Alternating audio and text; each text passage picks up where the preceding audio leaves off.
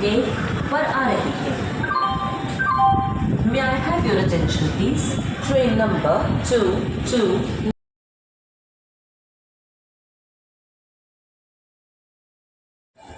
Hi, എല്ലാവർക്കും നമ്മുടെ ഇന്നത്തെ വീഡിയോയിലേക്ക് സ്വാഗതം. ഇന്നത്തെ വീഡിയോയിൽ ട്രെയിൻ റിലേറ്റഡ് ആയിട്ടുള്ള വീഡിയോ, അതുകൊണ്ടാണ് ട്രെയിൻ കാണിക്കുന്നത്. ഒരു ട്രാവലിംഗ് വീഡിയോ ആണ്. ഞങ്ങൾ മുംബൈയിൽ വരെ പോവുക. മുംബൈയിലെ വീഡിയോ ആണ് ഇന്നത്തേത്. ഞങ്ങൾ പോകുന്നത് ഡെക്കൺ ട്യൂണിലാണ്. അപ്പോൾ നല്ല രസമായിരിക്കും എന്ന് പ്രതീക്ഷിക്കാം. ഞാൻ പറഞ്ഞത് കുറച്ചൊരു തിരുത്തുണ്ട്. ഡെക്കൺ ട്യൂണിൽ വിസ്താഡോമിലാണ് ഞങ്ങളിന്ന് പോകുന്നത്. അപ്പോൾ ഞങ്ങൾ ആദ്യമായിട്ടാണ് വിസ്താഡോമിൽ യാത്ര ചെയ്യുന്നത്. എങ്ങനെയൊക്കെയാണെന്നുള്ളത് ട്രെയിനിൽ കയറിയിട്ട് കാണിച്ചു തരാം. Okay. May I have your attention please?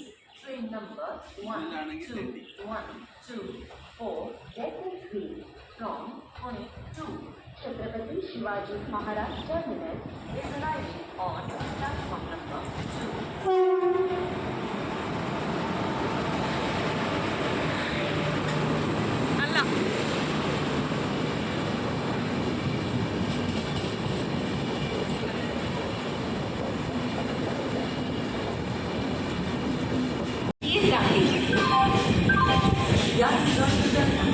गाड़ी संख्या 2212।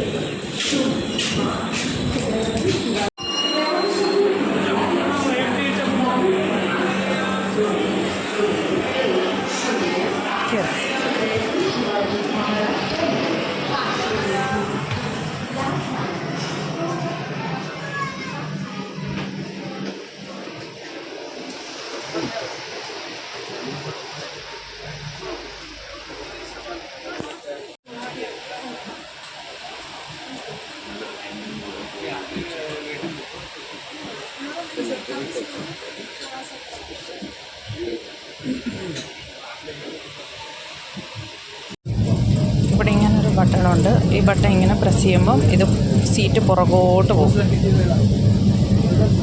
ഈ ബട്ടൺ പ്രസ് ചെയ്യണം, പുറകോട്ട് പോകും. ലെഗ് സ്പേസ് പക്ഷേ കൈ കൊണ്ട് ഇതിനകത്ത് ഇവിടെ ഇങ്ങനെ ഇറങ്ങുന്നുണ്ടായിരുന്നു. ഞാൻ അതിനകത്ത് എൻ്റെ ബാഗ് തൂക്കിയിട്ട്, ബാഗ് ഇടുന്നതാണോ എന്തോന്ന് അറിയത്തില്ല, അതോ പിടിക്കാനുള്ളതാന്ന് തോന്നുന്നുണ്ട്. പക്ഷേ ഞാൻ അതിനകത്ത് എൻ്റെ ബാഗ് ഇട്ടു. ലെഗ് സ്പേസ് നല്ലതുപോലെ ഇങ്ങനെ ആക്കിയപ്പോൾ സീറ്റ് പുറകോട്ട് പോയി.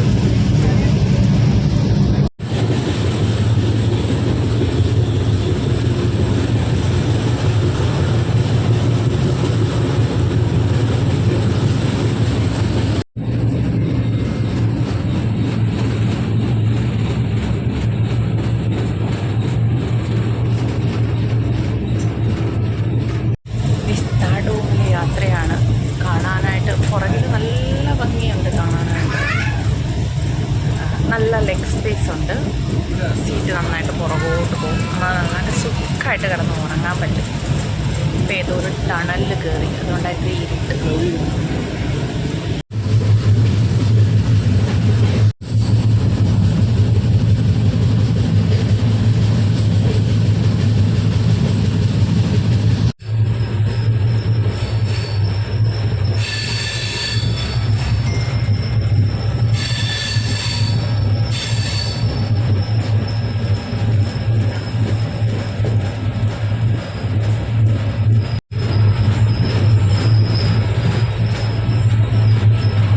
ഇതാണ് ഈ ടണൽ എന്ന് പറയുന്നത്. ഇതേണ്ട ഈ കാണുന്നത് ആ ടണൽ.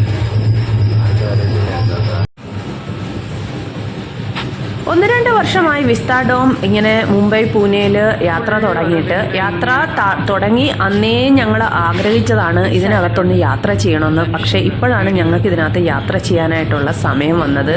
എല്ലാത്തിനും അതിൻ്റേതായ ഒരു സമയമുണ്ട് ദാസ എന്നല്ലേ പറയുന്നത്. അത് കണക്ക് ആ സമയം ഞങ്ങൾക്ക് ഇപ്പോഴാണ് വന്നത്. ഇപ്പം നമ്മളൊരു ടണലിൻ്റെ അകത്തൂടാണ് പോകുന്നത്. ഈ ടണലിൻ്റെ അകത്തൂടെ ഇങ്ങനെ പോകുമ്പോൾ എൻ്റെ മനസ്സിലൂടെ കടന്നു വന്നത്, ഈ ടണലിൻ്റെ അകത്തെങ്ങാനും ഒരു മനുഷ്യൻ പെട്ടുപോയാലുള്ള അവസ്ഥ എന്തായിരിക്കും. ഒരു മനുഷ്യൻ ടണലിനകത്ത് പെട്ടുപോയി. അതല്ല, നമ്മൾ ട്രെയിനിനകത്തായാലും ട്രെയിൻ കുറേ നേരം ഈ ടണലിനകത്ത് നിർത്തിയിട്ട് കഴിഞ്ഞാലും എന്തോ ഒരു ബുദ്ധിമുട്ടാണ്. ഞങ്ങൾ നാട്ടിൽ പോകുന്ന സമയത്ത് ഒരു പ്രാവശ്യം ഇതണക്ക് ഒരു ടണലിൻ്റെ അകത്ത് ഇങ്ങനെ ട്രെയിൻ നിർത്തിയിട്ടായിരുന്നു. എന്ത് ഭീകരമാണെന്നറിയാമോ, ചുറ്റിനും ഇരുട്ട്. നമ്മളിങ്ങനെ ജനലിൽ കൂടെ വെളിയിലോട്ട് നോക്കുമ്പോൾ ചില ടണലിലൊന്നും ലൈറ്റൊന്നും ഉണ്ടാവത്തില്ല, അപ്പോൾ ഭയങ്കര ഇരുട്ടായിരിക്കും. നോക്കി ആ ഒരു മലയുടെ അകത്തൂടാണ് ഈ ഒരു ടണൽ വരുന്നത്, ഒരു ഗുഹ പോലെ തോന്നുന്ന സ്ഥലം. ഞങ്ങൾ ആദ്യമായിട്ട് ഈ ടണലിൻ്റെ അകം കാണുന്നത്.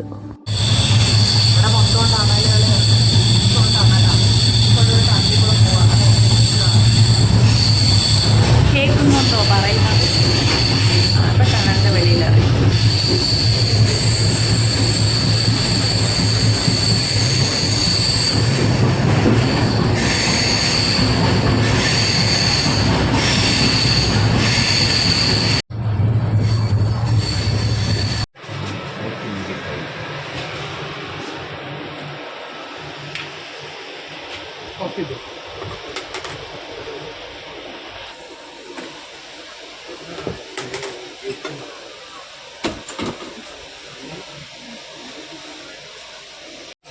ഈ സാധനം ഉണ്ടല്ലോ, സാധനം ഇങ്ങനെ വെച്ചിട്ട് ഈ സാധനത്തിനകത്തിരിക്കുന്നതാണ്. ലാസ്റ്റ് കൊടുത്തുന്ന ബ്രെഡ് കട്ട്ലറ്റ്.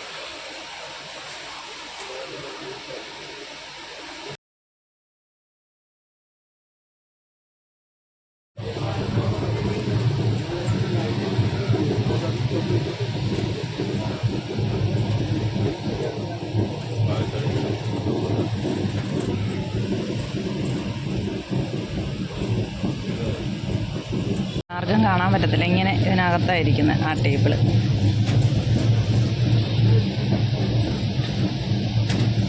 ഇതെന്തിനുള്ളതാണെന്നുണ്ട്, മടക്കാമെന്നുണ്ടോ? ഇല്ല.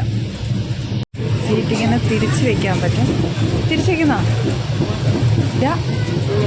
ആ സീറ്റ് ഉണ്ടോ, പുറകിൽ അവരുണ്ടോ തിരിച്ച് വെച്ചേക്കുന്നത്? സീറ്റ് ഇങ്ങനെ തിരിച്ച് വെച്ചിട്ട് എങ്ങനെ ഇരിക്കാൻ പറ്റും? നേരെയല്ലേ സീറ്റ് ഇരിക്കുന്നത്. നമ്മൾ മിക്കവാറും സമയത്തൊക്കെ മുമ്പ് പൂനെയിലൊക്കെ ഇങ്ങനെ യാത്രയൊക്കെ ചെയ്യാറുണ്ട്. ഇപ്പോൾ ട്രെയിനിൽ ഒരുപാട് യാത്ര ചെയ്യുന്നുണ്ട്, നാട്ടിലൊക്കെ പോകുമ്പോഴായാലും ഒക്കെ ഒരുപാട് യാത്ര ചെയ്യുന്നുണ്ട്. അപ്പം ഞാൻ ഇങ്ങനെ സീറ്റിലിരിക്കുകയല്ലായിരുന്നു, മുഴുവൻ സമയവും ട്രെയിനിൻ്റെ പുറകിൽ ഇങ്ങനെ വന്ന് നിന്നിട്ട് പുറകിലെ കാഴ്ചകൾ കാണുമായിരുന്നു. എനിക്കെന്തോ ഭയങ്കരമായിട്ട് അങ്ങ് ഇഷ്ടമായി. മുഴുവൻ ഏതാണ്ട് ഒരു 2.5 മണിക്കൂറുണ്ടായിരുന്നു നമ്മുടെ സ്ഥലത്തു നിന്ന് മുംബൈ വരെയുള്ള ഒരു യാത്രയിൽ. അതിനകത്ത് എനിക്ക് തോന്നുന്നുണ്ട് ഒരു 10-15 മിനിറ്റ് ഞാൻ സീറ്റിൽ ഇരുന്നിട്ടുണ്ടാവും. ബാക്കിയുള്ള സമയം മൊത്തം ഇങ്ങനെ പുറകിൽ വന്ന് നിൽക്കുമായിരുന്നു. ആദ്യമൊക്കെ പുറകിൽ വന്ന് നിൽക്കാനായിട്ട് നല്ല തിരക്കായിരുന്നു, ഒരുപാട് ആൾക്കാരൊക്കെ ഉണ്ടായിരുന്നു. കുറച്ച് അങ്ങോട്ട് ഈ ലോണാവാലയൊക്കെ കഴിഞ്ഞപ്പോഴത്തേന്, അതായത് കർജത്ത് എന്ന് പറയുന്ന സ്ഥലമൊക്കെ എത്തിയപ്പോഴത്തേന് പുറകിലങ്ങ് നിൽക്കാനായിട്ടൊന്നും ആരുമില്ലായിരുന്നു. അപ്പം ഞങ്ങൾ അവിടെ നിന്നു. ഞാനിപ്പോൾ പനിയായിട്ടിരിക്കും, അതുകൊണ്ടാണ് എൻ്റെ സൗണ്ട് ഇങ്ങനെ കുറച്ച് അടഞ്ഞു കേൾക്കുന്നത്. എല്ലാവരും ഒന്ന് ക്ഷമിച്ചേക്കണേ, എൻ്റെ സൗണ്ട് വളരെ മോശമാണ് ഇപ്പം. അല്ലേലേ വളരെ ഭംഗിയൊന്നുമില്ല, എന്നാലും ഇപ്പോൾ കുറേ കൂടെ മോശമായി. അപ്പോൾ ഇതിൻ്റെ ചാർജിങ് പോയിന്റ് എവിടെയാണെന്ന് അറിയാമോ? നോർമലി ട്രെയിനിലെല്ലാം ഇതിൻ്റെ മേളിൽ ഇങ്ങനെ ആയിരിക്കും ചാർജിങ് പോയിന്റ് കൊടുത്തിട്ടുണ്ട്. ഇതിൻ്റെ ചാർജിങ് പോയിന്റ് എവിടെയാണെന്ന് കാണിച്ചു തരട്ടെ. സീറ്റിൻ്റെ ഇവിടെ ഇങ്ങനെയാണ് ചാർജിങ് പോയിന്റ്. യെസ്, ചാർജിങ് ഇവിടെ ഇങ്ങനെയാണ് ചാർജിങ് പോയിന്റ്.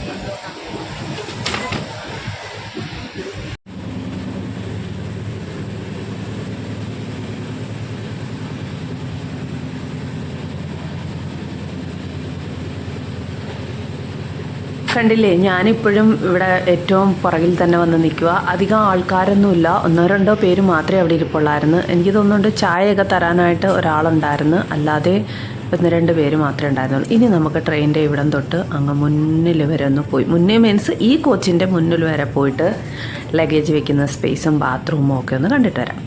ഭയങ്കര സ്പീഡിൽ പോകുമ്പോൾ ഇവിടെ ഇങ്ങനെ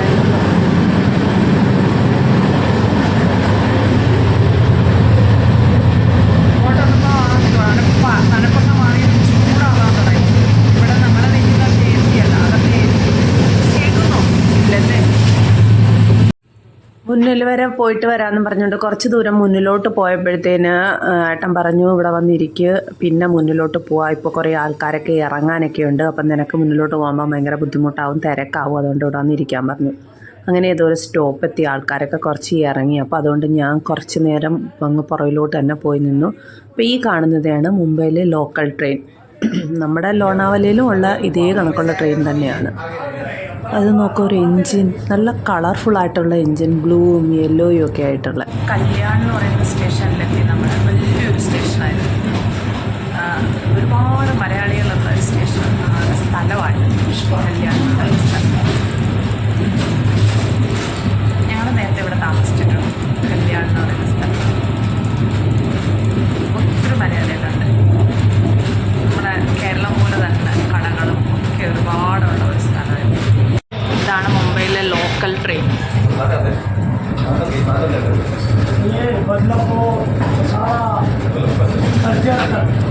അങ്ങനെ ആൾക്കാരൊക്കെ ഇറങ്ങിക്കഴിഞ്ഞപ്പോൾ ഏകദേശമൊക്കെ ഞങ്ങളുടെ കോച്ച് കാലിയായി. അപ്പോൾ ഞാൻ ഏട്ടനെയും കൂടെ വിളിച്ചിട്ട് ഇവിടോട്ട് കൊണ്ടുവന്ന് നിർത്തി. ഇവിടെ ആരും ഇല്ലായിരുന്നു, ഞാൻ ഒറ്റയ്ക്ക് ഇരുന്നുള്ളായിരുന്നു.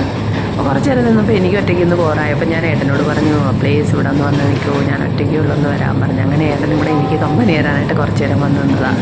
എന്താണെന്നോ എന്തോ എനിക്ക് മാത്രമേ ഉള്ളൂ ഇത്ര ഒരു എക്സൈറ്റ്മെൻറ്റ്. കാരണം ഈ ലോണാവലയൊക്കെ കഴിഞ്ഞപ്പോഴത്തേനും പിന്നെ ആർക്കും വെളിയിലങ്ങും ഒന്നും കാണണ്ട, എല്ലാവരും അവരവരുടെ സീറ്റിൽ തന്നെ ഇരുന്നു. പക്ഷേ ഞാനിരുന്നില്ല, എനിക്ക് ട്രെയിൻ കാണാൻ ഭയങ്കര ഇഷ്ടം. ധനുഷിനും ഭയങ്കര ഇഷ്ടമായിരുന്നു. പക്ഷേ ധനുഷ് എന്താ ഇങ്ങനെ പുറകിൽ വന്ന് നിൽക്കാനായിട്ട് ഒരുപാട് വന്നില്ല. ഞാൻ ഈ പുറകിൽ തന്നെ ഇങ്ങനെ നിന്ന് ട്രെയിനുകൾ പോകുന്നതും ട്രാക്കുകളൊക്കെ എണ്ണി ഇരിക്കും. അത് എന്തുമാത്രം ലൈനാണെന്ന് നോക്ക്. ട്രെയിൻ ട്രാക്ക് 1, 2, 3, 4, 5, 6 എണ്ണം. 1 അല്ലെങ്കിൽ 2 സ്റ്റേഷൻ എടുക്കാറാകുമ്പോൾ കുറേ കണ്ടിട്ടുണ്ട്. പക്ഷേ ഇങ്ങനെ അല്ലാതെ ഉള്ളത്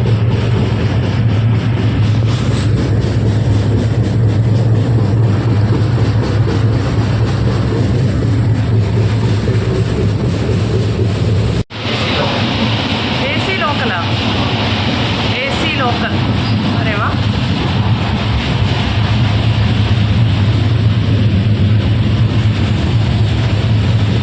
ലോക്കലിൻ്റെ വിവിധ തരം ലോക്കലുകളാണ്.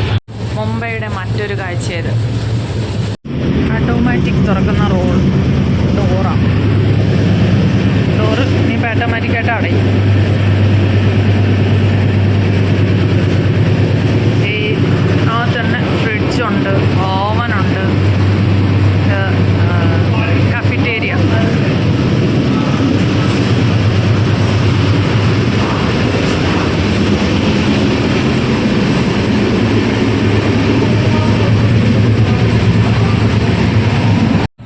അങ്ങനെ മുംബൈ എത്തിയെന്ന് അറിയാനുള്ള ഇതാണ് ഇത്രയും വലിയ വലിയ ബിൽഡിങ്ങുകളും പിന്നെ ഈ റെയിൽവേ ഇങ്ങനെ ലൈനിൻ്റെ സൈഡിലുള്ള ചെറിയ ചെറിയ ചോപ്പടപ്പെട്ടികൾ, അതായത് ഇങ്ങനെ ചെറിയ ചെറിയ ടാർപ്പയൊക്കെ വലിച്ച് കെട്ടിയിട്ടുള്ള ഒരുപാട് കുടിലും ചെറിയ ചെറിയ വീടുകളും ഒക്കെ കാണുമ്പോഴത്തേനും നമുക്ക് മനസ്സിലാക്കാം നമ്മൾ മുംബൈയിലെത്തി.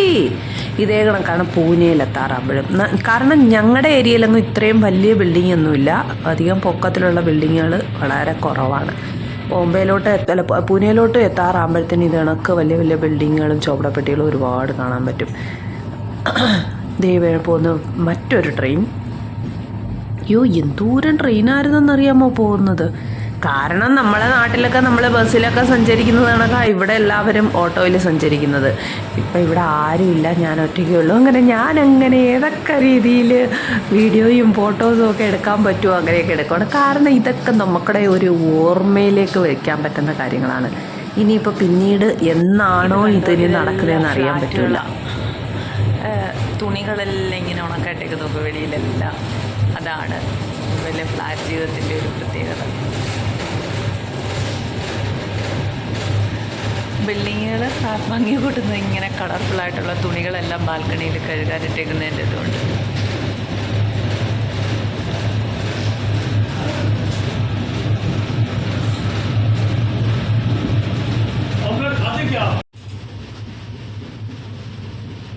ട്രെയിൻ യാത്രയിൽ പ്രത്യേകിച്ചൊന്നും നമുക്ക് കാണാനൊന്നുമില്ല. ഇങ്ങനെ ട്രാക്ക് കാണാം, പിന്നെ ഏതെങ്കിലുമൊക്കെ സ്റ്റേഷൻ എത്തുമ്പോഴത്തേന് സ്റ്റേഷനിലെ തിക്കും തിരക്കും ഒക്കെ കാണാൻ പറ്റും. മുമ്പൊക്കെ അടുക്കാറായപ്പോഴത്തേനും സ്റ്റേഷനുകളിലെല്ലാം നല്ല തിരക്കായി തുടങ്ങി. കാരണം രാവിലത്തെ സമയമാണ്. എല്ലാവരും ഓഫീസിൽ പോകുന്നതും പഠിക്കാൻ പോകുന്നതും ഒക്കെ സമയമാണ്. അതുകൊണ്ട് ചില സ്റ്റേഷനിലൊക്കെ നല്ല തിരക്കായിരുന്നു. ഈ ലോക്കൽ ട്രെയിനുകളൊക്കെ ഇങ്ങനെ പോകുമ്പോഴേ അറിയത്തില്ലേ എത്രമാത്രം തിരക്കുണ്ടാവുമെന്ന്. ഓഫീസിൽ പോകുന്നവരും അതായത് ജോലിക്ക് പിന്നെ പഠിക്കാൻ പോകുന്നവരും എല്ലാവരും ട്രെയിനെ ആശ്രയിച്ചാണ് ഒരു സ്ഥലത്തു നിന്ന് മറ്റൊരു സ്ഥലത്തേക്ക് പോകുന്നത്. ബസ്സിനെയൊന്നും അധികം ആരും ആശ്രയിക്കത്തില്ല. കാരണം യാത്ര എളുപ്പമാവും, പൈസയും വളരെ തുച്ഛമാണ്. അതുകൊണ്ട് എല്ലാവരും ലോക്കൽ ട്രെയിനിലും അല്ലാത്ത ട്രെയിനിലും ഒക്കെ ചാടി പിടിച്ച് കയറിയാണ് പോകുന്നത്. മുംബൈയിലേക്ക് ഒരു ട്രെയിനിലെ യാത്രയെന്നൊക്കെ പറയുന്നത്, ഈ ലോക്കൽ ട്രെയിനിലെ യാത്രയെന്നൊക്കെ പറയുന്നത് അയ്യോ ഒന്നും പറയണ്ടേ, ഇടി കൊണ്ട് മനുഷ്യൻ്റെ ഇടപാട് തീരും. ഞങ്ങൾ അങ്ങനെ യാത്ര ചെയ്തിട്ടുണ്ട്. കിട്ടിയ ആളാ ചായ കൊണ്ട് ഞാൻ നോക്കിയപ്പോൾ വീണ്ടും ഞങ്ങൾ ഇവിടുത്തെ ഈ ഒരു കമ്പാർട്ട്മെൻറ്റിൽ ആരുമില്ല, ഏറ്റവും പുറകിലത്തെ കമ്പാർട്ട്മെൻറ്റിൽ. അപ്പോഴും വിചാരിച്ചു ഇവിടെയൊക്കെ ഒന്ന് ഷൂട്ട് ചെയ്യാം, നന്നായിട്ടൊക്കെ ഒന്ന് ഷൂട്ട് ചെയ്ത് നല്ല ഒരു ഓർമ്മയിലേക്ക്, അതായത് മൊബൈൽ ഗാലറിയിലേക്ക് ചേർക്കാമെന്ന് വിചാരിച്ച് അങ്ങനെ മൊബൈൽ ഒരു സ്ഥലത്ത് വെച്ചിട്ട് ഇരുന്ന് ഷൂട്ട് ചെയ്യുന്നു, നിന്ന് ഷൂട്ട് ചെയ്യുന്നു. ഇന്ന് വേണ്ട, കാരണം ഏട്ടനെ വിളിച്ചപ്പോൾ ഏട്ടൻ പറഞ്ഞു ഏട്ടൻ വരുന്നില്ല, നീ പോയി നിന്നോ, എനിക്ക് വയ്യ, ഞാൻ ഇവിടെ ഇരിക്കുന്നേ ഉള്ളെന്ന് പറഞ്ഞ്. അപ്പോഴും ഞാൻ പറഞ്ഞു നിങ്ങളൊന്നും വരുന്നില്ലെങ്കിൽ വരണ്ട, ഞാൻ ഒറ്റയ്ക്ക് പൊക്കോളാന്ന് പറഞ്ഞു. കാരണം എന്ന് പറഞ്ഞാൽ എനിക്കല്ലേ കാണാനായിട്ട് ഇത്ര വലിയ ഇൻട്രസ്റ്റ് ഉള്ളൂ. ഏട്ടൻ കൂടെ യാത്ര ചെയ്യുന്നതായതുകൊണ്ട് ഏട്ടൻ അങ്ങനെ വലിയ ഇതൊന്നും കാണാനായിട്ടൊന്നും വലിയ താല്പര്യമൊന്നുമില്ലായിരുന്നു. ഞാൻ എൻ്റെ ഫസ്റ്റ് അനുഭവമായിരുന്നു. അതുകൊണ്ടായിരുന്നു ഇങ്ങനെയൊക്കെ ഏതൊക്കെ രീതിയിൽ ഷൂട്ട് ചെയ്യാൻ പറ്റും ആ രീതിയിലെല്ലാം ഷൂട്ട് ചെയ്തത്. ഭ്രാന്ത് പിടിച്ചോ എന്തോ എനിക്ക്. ഏട്ടൻ ഞാൻ ട്രെയിൻ ഇറങ്ങി കഴിച്ചിട്ട് പറയുമായിരുന്നില്ല, കരിമ്പങ്കാട്ടി കയറി ആനയുടെ കണക്കുണ്ട് ഇതിൻ്റെ കാര്യമല്ലോ. ലോക്കൽ ട്രെയിൻ പോകുന്നതല്ല, ലോക്കൽ ട്രെയിൻ അതവിടുത്തെ എല്ലാ സ്ഥലത്തെയും ലോക്കൽ ട്രെയിനിൻ്റെയൊക്കെ കളറൊക്കെ ഒരേ കണക്കുള്ളതല്ല. നാട്ടിലേക്ക് വേറെയാണെന്ന് തോന്നുന്നത് ലോക്കൽ ട്രെയിനിൻ്റെ കളറ്. നമ്മുടെ ഇവിടുത്തെ ഈ കളറിലുള്ള നമ്മുടെ ലോണാവലത്തെ ഈ കളർ തന്നെ നല്ല രസമാണ്. ചായയൊക്കെ കുടിച്ച് ഇങ്ങനെ ഇരിക്കണം. ഞാൻ ട്രെയിനിലെ ചായ അത്ര ഇഷ്ടമല്ല.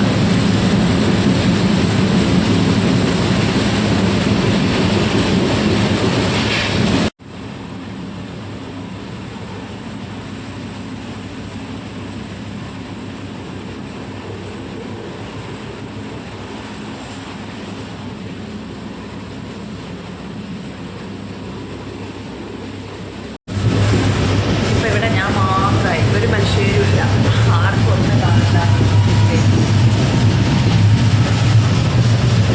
ഇങ്ങനെയാണ് ഈ ക്യാബിൻ കാണാൻ.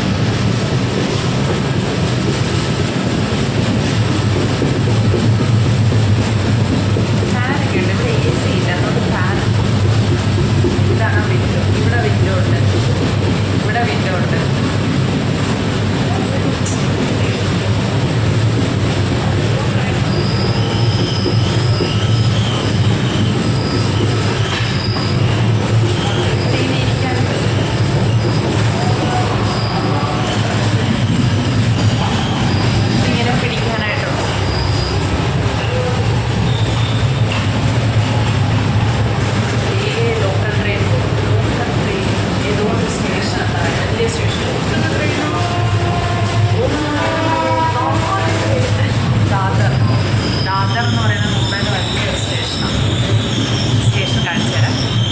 ഇതാണ് ദാദർ എന്ന് പറയുന്നത്, മുംബൈയിലെ വലിയൊരു സ്റ്റേഷനാണ്. 4 ട്രെയിൻ ഒരുമിച്ച് പോകുന്നതായിരുന്നു. അതും 3 ലോക്കലും ഒരു പാസഞ്ചറുമായിരുന്നു. എവിടെയാണ് ലഗേജ് സ്പേസ്. നമുക്ക് ഇങ്ങനെ ട്രെയിനിൽ കയറിയിട്ട് ഇവിടെ ലഗേജ് എല്ലാം വയ്ക്കാം. ഇവിടെ ലഗേജ് വെച്ചിട്ട് അകത്തേക്ക് ഡോറ് തുറന്നു, തനിച്ച് തുറന്നോളും. ബാത്റൂം, അത് മിറർ, നല്ല ഹൈജീനുള്ള ബാത്റൂം, നല്ല ക്ലീൻ ആയിരിക്കും. ഞാൻ എന്തായാലും ബാത്റൂമിൽ കയറുന്നില്ല. വാഷ് ബേസിനൊക്കെ നല്ല ഹൈജീനുള്ളത്. ഈ കാണുന്ന ബാത്റൂം, ഇതിങ്ങനെ കയറണം. കയറിയിട്ട് ഡോറ് തനിച്ച് തുറക്കൂ സിം തുറക്കൂ സിം.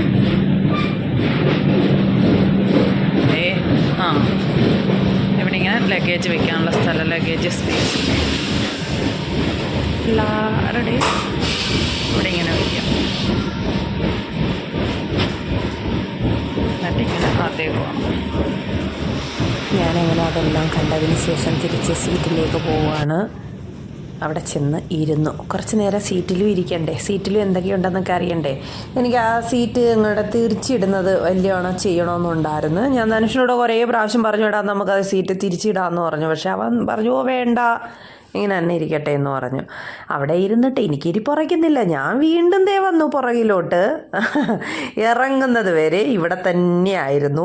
കാല് കഴിക്കുമ്പോഴത്തേനും ഇവിടെ തന്നെ ഇരിക്കാൻ പറ്റുന്നതുകൊണ്ട് പോന്നു. AC ട്രെയിൻ പോന്നു കുട്ടികളെ. AC ട്രെയിൻ കണ്ടോളൂ.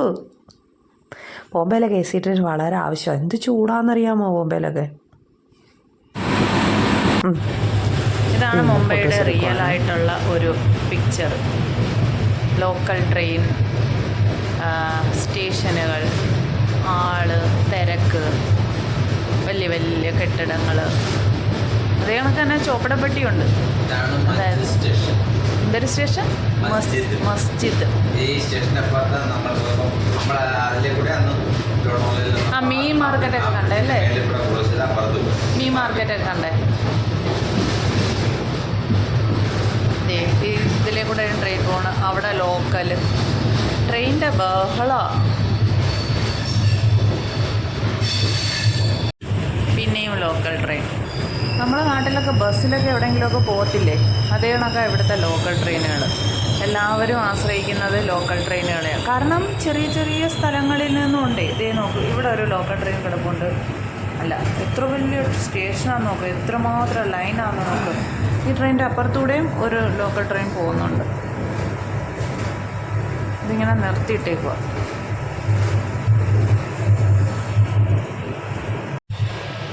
നമുക്ക് ഇറങ്ങാനുള്ള സ്റ്റേഷനായി കഴിഞ്ഞു. അപ്പോൾ നമുക്ക് ഇറങ്ങാനുള്ള സ്റ്റേഷനായി കഴിഞ്ഞു. ഞങ്ങൾ ഇറങ്ങാൻ പോവാണ്. അപ്പോൾ നമ്മുടെ ഇന്നത്തെ വീഡിയോ ഇവിടെ വെച്ച് അവസാനിപ്പിക്കാമെന്നായിരിക്കുകയാണ്. അതായത് ട്രെയിനിലെ വിസ്താഡോമിലെ യാത്ര ഇത്രയേ ഉള്ളൂ. അടുത്ത മുംബൈ വിശേഷങ്ങളുമായിട്ടുള്ള വീഡിയോ ആയിട്ട് അടുത്ത വീഡിയോയിൽ വരാം. എന്താ ഇനിയിപ്പം മുംബൈയിലെ കാര്യങ്ങളെല്ലാം കാണിക്കാമെന്നുള്ള ഈ വീഡിയോ ഒരുപാട് നീണ്ടുപോകും.